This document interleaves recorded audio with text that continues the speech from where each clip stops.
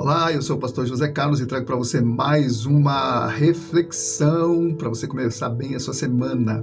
E o título hoje é Uma Batalha Ignorada por Muitos.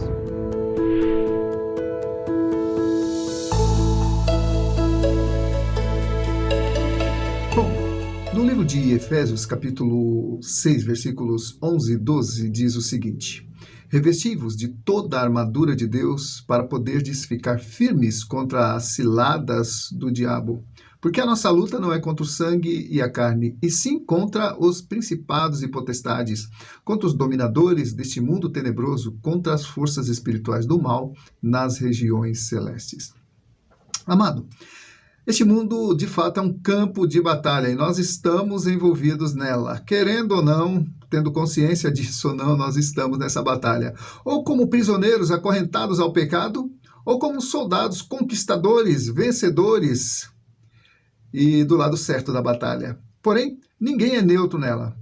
E é sobre isso que vamos refletir hoje. Então, a primeira questão aqui: quem são seus inimigos de fato? Conhecer o inimigo e suas estratégias é fundamental para a vitória. O inimigo é astuto, ele é oportunista, ele usa pessoas, ele usa situações e ele anda em nosso derredor, como diz a palavra, para nos fazer tropeçar e nos aprisionar no pecado. Ouça o que o apóstolo Paulo diz sobre isso em 2 Coríntios, capítulo 10, versículos 3 e 4. Porque embora andando na carne, não militamos segundo a carne, porque as armas da nossa milícia não são carnais, mas são poderosas em Deus para destruir fortalezas, anulando sofismas. E 2 Coríntios também ainda, capítulo 2, versículos 11, o apóstolo Paulo acrescenta: para que Satanás não alcance vantagem sobre nós, pois não ignoramos suas intenções. Então, amados, nós estamos numa batalha e nós precisamos ter consciência disso e nós precisamos conhecer também os nossos inimigos, quais as armas que ele usa e quais armas nós precisamos usar para vencer essa guerra. Nosso segundo ponto é: cuidado com sugestões de quem não anda com Deus. De repente alguém pode te dar uma sugestão para você resolver um problema e que na verdade ela não é muito bíblica. Então é importante nós conhecermos a palavra de Deus e nós sabemos bem quem são as pessoas que vão nos dar sugestões que nos vão ajudar nessa guerra, senão ela poderá nos dar armas cujo tiro vai sair pela culatra. Saul, rei de Israel, diante do desafio de Golias, ele sugeriu que Davi usasse sua armadura. Lembra? Davi se colocou ali para lutar contra Golias e assim acabar com a afronta a Israel. E Saul então vestiu a Davi com a sua armadura, e Davi o rejeitou, pois não se adaptou a ela. Na verdade, nem Saul confiava na própria armadura para enfrentar Golias. Do contrário, ele mesmo teria encarado o desafio, não acha? Pois é, ouça o que diz em 1 Samuel 17, 38 a 40. Saul vestiu a Davi da sua armadura, e ele pôs sobre a cabeça um capacete de bronze e o vestiu de uma couraça. Davi cingiu a espada sobre a armadura e experimentou andar, pois jamais havia usado. Então disse Davi a Saul: não posso andar com isso, pois nunca usei. E Davi tirou aquilo de sobre si, tomou o seu cajado na mão, escolheu 5 pedras lisas do ribeiro e as pôs no alforje de pastor que trazia, a saber, no surrão. E lançando mão da sua funda, foi-se chegando ao filisteu. Davi foi usar as armas que ele bem conhecia, mas não foi a funda e as pedras que mataram o filisteu, não. Nós vamos ver isso já já. Bom, amados, com certeza as armas de Saul iam levar a Davi à derrota.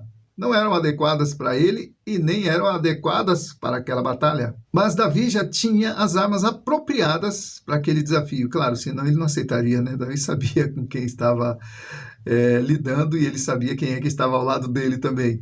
As armas de Davi haviam já sido testadas e aprovadas em combates anteriores. Ouça o que ele disse a Saul em relação a isso. 1 Samuel 17, 34 a 36, olha só. Teu servo apacentava as ovelhas de seu pai, quando veio um leão ou um urso e tomou um cordeiro do rebanho. Eu saí após ele e o feri, e livrei o cordeiro da sua boca. Levantando-se ele contra mim, agarrei-o pela barba e o feri e o matei. O teu servo matou tanto o leão quanto o urso. Este incircunciso filisteu será como um deles, porquanto afrontou o exército do Deus vivo. É claro que se Davi tivesse contado essa história para mim, eu teria duvidado. Mas eu ia dizer assim, olha, é a última alternativa que nós temos, né? O único que se prontificou, então deixa esse doido ir lá, né? Eu teria duvidado. E você também, eu acho.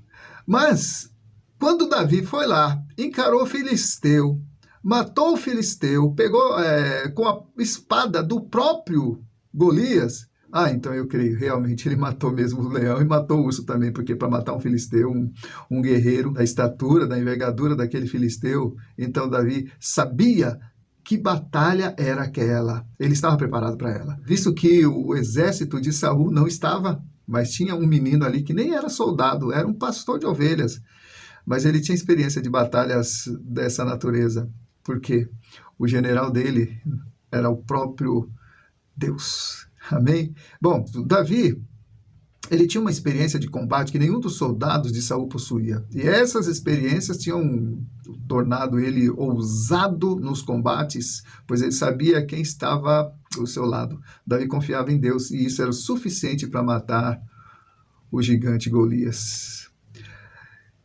Outra coisa, o que está em jogo na sua luta? Na sua. Olha só, Davi estava diante de um grande desafio. Ele sabia que a derrota lhe custaria a vida e a vida da sua família e do seu povo, né? Mas sabia também que o nome do Deus o qual ele servia estava em jogo. Tanto é que ele diz lá, quem é esse incircunciso para afrontar o exército do Deus vivo? Então, amados, Davi confiava em Deus e isso era o suficiente para matar o gigante, né? Como eu já falei, se o nome de Deus estava em jogo e Davi se colocou ali para defendê-lo, claro que Deus não ia deixar Davi sozinho nessa batalha. Deus não ia permitir que o seu nome fosse blasfemado. Ouça o que disse Davi a Golias. E Davi então disse ao filisteu, você vem contra mim com espada e com lança e com dardos, mas eu vou contra você em nome do Senhor dos Exércitos, o Deus dos exércitos de Israel, a quem você desafiou. Hoje mesmo o Senhor entregará nas minhas mãos, e eu o matarei e cortarei a sua cabeça. Hoje mesmo darei os cadáveres do exército filisteu às aves do céu e os animais selvagens, e toda a terra saberá que há Deus em Israel. Amado, você pode imaginar como Davi foi ousado? Ele diz que ia dar a cabeça do gigante filisteu às aves do céu, junto com todo o seu exército. E, por incrível que pareça, isso aconteceu. Olha só, por causa de um menino, de um rapaz que nem soldado era, ele sozinho ganhou uma guerra, né? Praticamente. Agora, para a gente refletir e encerrar, quais são as suas lutas? Uma tentação, um pecado que você não consegue largar, um vício que te domina? Sentimento de incapacidade, quais são? Quais são as suas fraquezas, seus pontos vulneráveis? Coloque diante de Deus, né? E ore pedindo ao Senhor força e discernimento para que você possa vencê-lo.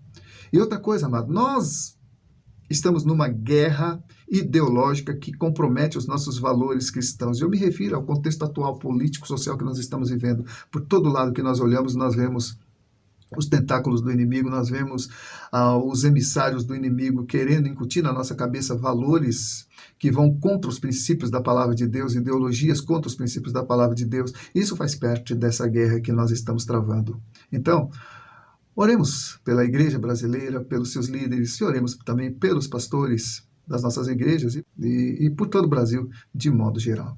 Amém, Senhor nosso Deus? Assim como Davi, ó Deus amado, que olhou além das suas possibilidades, ó Deus, que ele sabe que não foi na força do braço dele, que não foi na funda, nas pedras que ele lançou, mas foi a fé que ele tinha em Ti, ó Deus amado, que fez com que ele derrotasse o gigante Golias.